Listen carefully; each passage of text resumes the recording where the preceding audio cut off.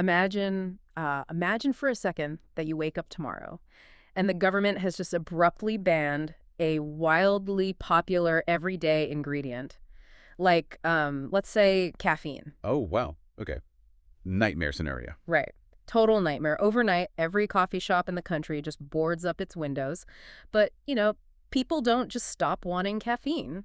No, of course not. The demand doesn't just vanish. Exactly. It just shifts. Yeah. So almost immediately you get this really sketchy underground black market. They're buying unmarked bags of beans out of the trunks of cars or ordering mysterious powders online, having absolutely no idea if what they're consuming is actually safe. Yeah, it becomes the Wild West. Totally. Now imagine that a year later, the government steps up to the mic and says, okay, wait, let's bring this back into the light. We're going to reevaluate this and potentially bring caffeine back to the mainstream grocery store. Which is a huge pivot. Massive. And it's almost like Wall Street wouldn't even notice at first. But what if, while that ban was happening, one specific grocery chain was quietly, buying up all the coffee farms, all the roasting facilities, the whole supply chain? Oh, I see where you're going with this. Right. So the very second that ban is lifted, they aren't just one of many sellers. They are the only ones with the infrastructure ready to sell you a safe, legal cup of coffee. Yeah, I mean, that would be a masterclass in corporate foresight. You're talking about a company building a massive, vertically integrated monopoly in the shadows, basically just waiting for the regulatory traffic light to turn green.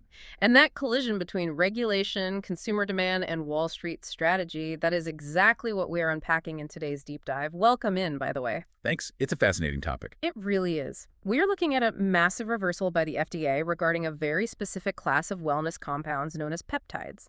And we are going to explore how one telehealth company seems perfectly positioned to turn that regulatory whiplash into just an absolute financial goldmine. It's a wild story. It is. Now, just to set the parameters for you listening, we're looking at regulatory actions that were initially taken back in 2023 under the current administration, the Biden FDA, as the sources note.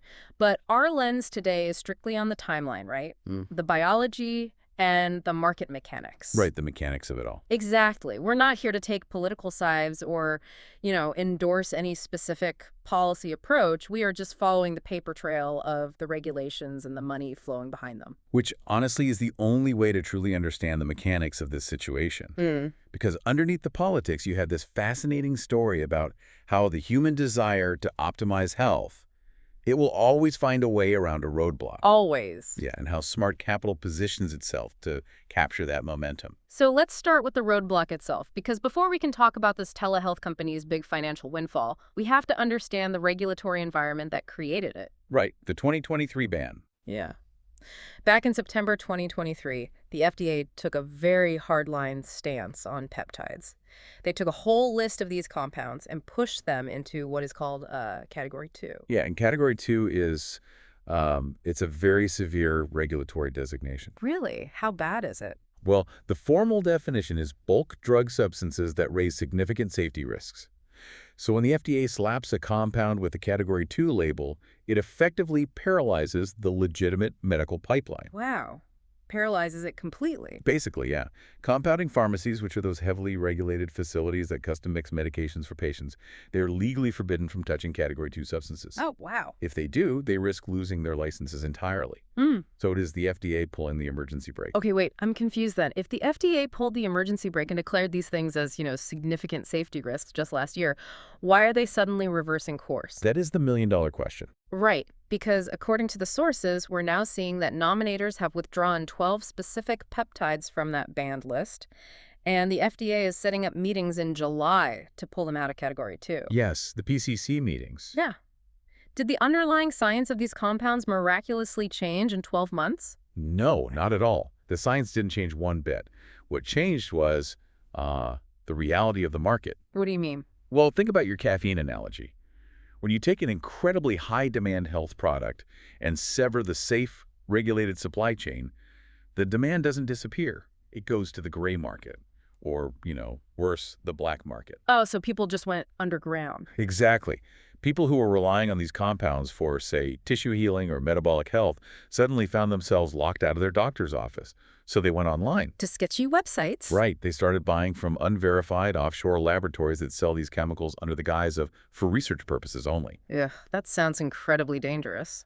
It is. The FDA quickly realized that by banning these substances from clean, regulated compounding pharmacies, they had inadvertently pushed consumers toward injecting themselves with bathtub chemicals. Bathtub chemicals. Yikes. Yeah, stuff containing heavy metals or, frankly, zero active ingredients. So, wait, this reversal, it's essentially a strategy of harm reduction. Precisely. It's harm reduction. Beginning in July, the FDA is bringing these 12 withdrawn peptides to the Pharmacy Compounding Advisory Committee, or the PCAC. Okay, the PCAC, what exactly is that? It's a panel of independent experts, and they're going to rigorously evaluate the clinical, pharmacological, and safety evidence for these 12 peptides.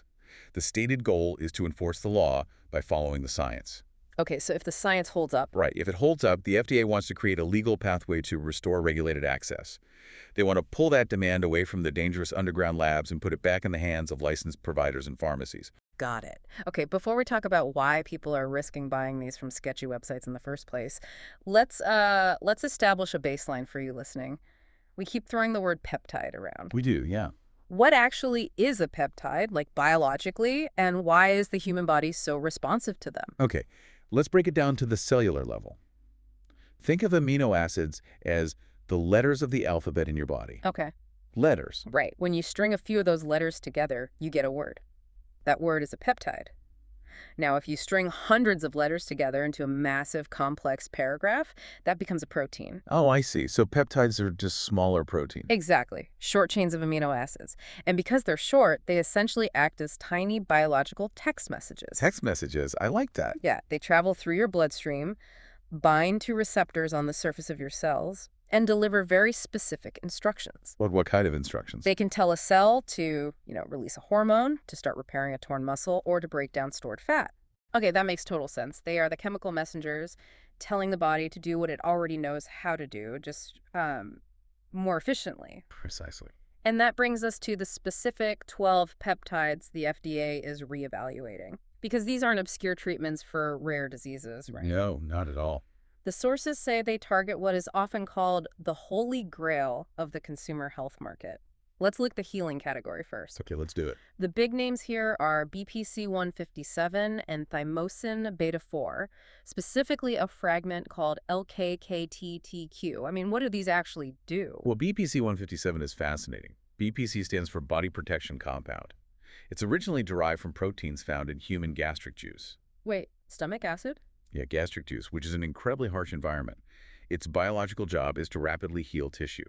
So when it's introduced to injured areas like a torn tendon or a damaged gut lining, it promotes angiogenesis. Angiogenesis meaning the creation of new blood vessels, right? Yes, exactly. It literally signals the body to build new blood supply networks to the injured area, accelerating the delivery of nutrients and oxygen. Wow! Yeah, so you can imagine why anyone from a professional athlete recovering from knee surgery to a regular person dealing with chronic joint pain would consider this a miracle compound. I mean, yeah, I'd want that text message sent to my knee. Right.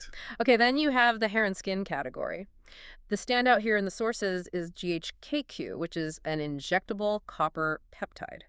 How does a copper peptide actually reverse aging in the skin? So as we age, our bodies lose the ability to produce collagen and elastin. That's why skin sags and wrinkles form. Right, the dreaded wrinkles. Well, GHK-Cu is a naturally occurring peptide that acts as a delivery vehicle. It binds to copper in the body and carries it directly into cells called fibroblasts. Okay, and fibroblasts are what exactly? Those are the factories that produce collagen. Ah, gotcha. Yeah, so by delivering that copper payload, GHK-Cu essentially turns the collagen factories back on. It promotes profound tissue remodeling and skin rejuvenation. That sounds like magic. The cosmetics industry has actually known about this for years, so they put it in topical creams, but the injectable form is far more systemic and potent. Okay, and finally, we have the most lucrative category of all. Weight loss and muscle retention. The notable peptides here on the FDA's list are MOTS-c and ibutamorin mesylate. Yes, the heavy hitters. Now, for context, everyone listening has probably heard of the massive craze around GLP-1 weight loss drugs, like Ozempic or Wegovy.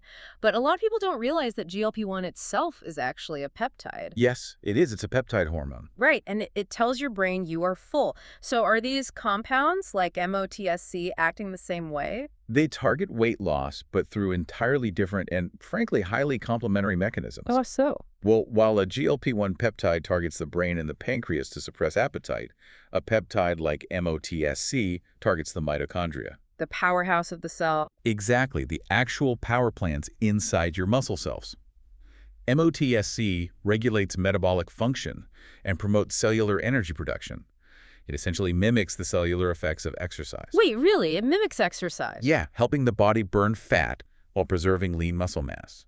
That is wild. So when you look at the other names on this FDA review list, things like Epitalon, DSIP, which is amideltide, dihexacetate, melanotan II, KPV, CMAX, and cathelicidin LL37, you really start to see the bigger picture here. You do. It's comprehensive. We're talking about fundamental biological optimization, sleep, cognitive function, cellular aging, weight management. And if you're looking at this from a business perspective, what do all of those categories have in common? They're continuous biological processes. You don't just age once. You don't just manage your weight once. Exactly. It's the ultimate recurring revenue model. In traditional pharmaceuticals, a cure is a one-time transaction. Right. But biological optimization, that is a lifelong subscription. Consumers are willing to pay hundreds of dollars every single month indefinitely to maintain those results. Which brings us perfectly to the Wall Street ripple effect. If the FDA brings these incredibly lucrative subscription-driving compounds out of the black market and back into the legal medical pipeline, someone is going to make a fortune. A massive fortune. And all signs in the sources point to one specific telehealth company, HIMS and Hers Health, trading under the ticker symbol HIMS. Let's look at where HIMS is sitting right now because the financial context is just wild. It really is. Their stock price is currently hovering around $25. Last year, it was trading at $70. So they have taken an absolute beating in the public markets. And get this, over 30% of the company's available shares are currently sold short. Let's unpack the mechanics of that because Yeah. 30% short interest is exceptionally high. Right. Explain that for us. When a hedge fund shorts a stock, they are borrowing shares they don't own and selling them at the current price. They are making a massive leveraged bet that the company is going to fail, or at least that the stock price will plummet. Their goal is to buy those shares back later at a much lower price, return them to the lender, and pocket the difference. Wait, so if over 30% of the float is sold short, that means a huge chunk of Wall Street is actively, aggressively gambling that HIMS is going to fail. Yes. Why? Why were they so confident it was a sinking ship? Because Wall Street typically looks at telehealth companies as software businesses. They want them to be asset light. Asset light, meaning no physical stuff? Exactly. They want an app that connects a patient to a doctor and then routes the prescription to an entirely separate third-party pharmacy. The software company takes a small cut, but they don't carry any inventory, they don't own warehouses, and their profit margins are purely digital. Right. That makes sense for an app. But last year, HIMS started burning through an enormous amount of capital expenditure, or CapEx.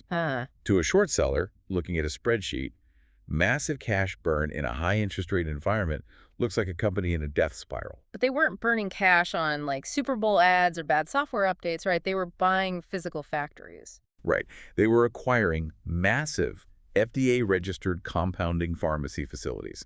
They completely pivoted from being an asset-light software middleman to becoming a vertically integrated manufacturing powerhouse. Wow. Okay, this is where the whole picture snaps together. It's like Wall Street punished them for building a massive state-of-the-art toll booth on a closed highway. That is the perfect analogy. Right. The FDA had effectively closed the road on these peptides by putting them in Category 2.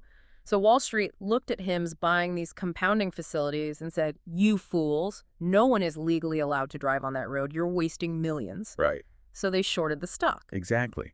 But HIMS knew something Wall Street didn't. They knew the consumer demand was too massive to be ignored. Yeah. They took a calculated gamble that the FDA would eventually have to regulate rather than ban these compounds to protect public safety.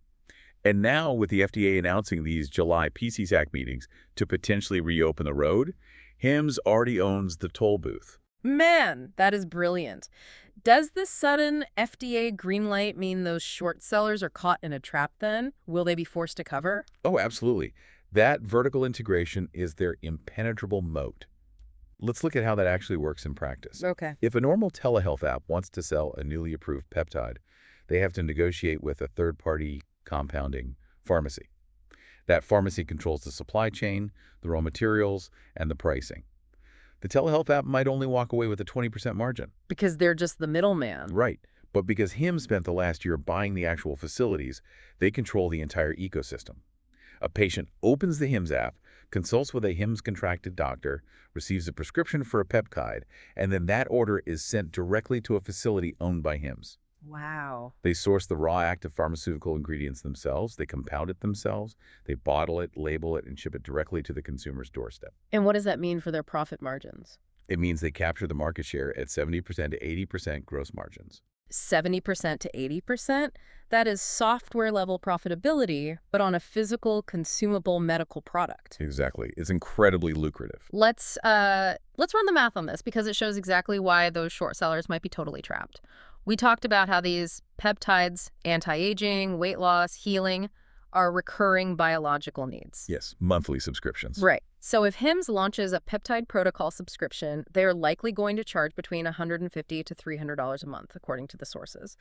Now, they have built what is arguably the world's largest independent direct-to-consumer network. They already have millions of users on their platform buying things like hair loss treatments or basic skincare. Yep. If they can convert just 200,000 of those existing subscribers to a $150 a month peptide protocol, the revenue is staggering. It really is.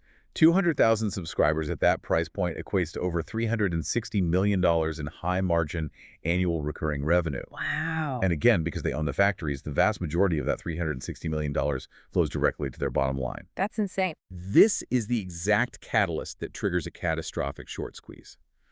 Those hedge funds that bet heavily against HIMS are suddenly staring down the barrel of a company that just unlocked a legal, vertically integrated, multi-hundred-million-dollar revenue stream. So they have to buy the stock back. Yes.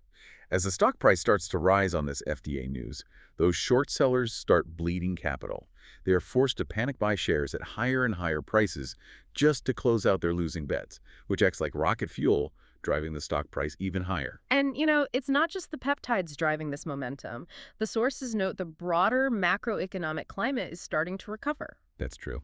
Furthermore, HIMS had this massive dark cloud hanging over them regarding a lawsuit and a partnership involving Novo Nordisk and Vigra, the pharmaceutical giant behind Ozempic. Right, that was a big overhang. But that lawsuit has been dropped, clearing the runway entirely. Plus, HIMS has been aggressively making global acquisitions to expand their footprint beyond the U.S., so everything is just coalescing at the exact moment the FDA is pivoting.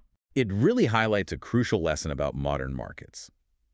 We tend to think of stock prices as a pure reflection of a company's current balance sheet. Yeah, the fundamentals. Right.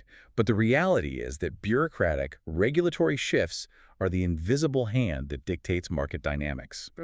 A single memo from the FDA reclassifying a compound doesn't just change a medical guideline. It instantly validates a company's fundamental infrastructure. Wow, yeah. It vaporizes an underground black market Yeah. and can completely upend billions of dollars in Wall Street positioning. HIMS didn't just build a good app. They engineered an infrastructure perfectly designed to catch the fallout of a regulatory pendulum swinging back to the center. That's incredible. So to bring this all together for you listening, we started with the FDA's controversial 2023 decision to push 12 highly sought-after peptides into a dangerous, unregulated black market. Compounds that signal the body to heal tissue, produce collagen, and burn fat. The Holy Grail. Exactly. We explored the biological mechanisms of why people were so desperate for these tiny chemical messengers that they'd risk buying them underground.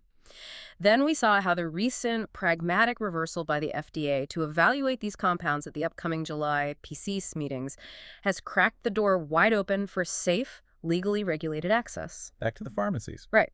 And finally, we uncovered the brilliant corporate master plan of HIMS and Hers Health.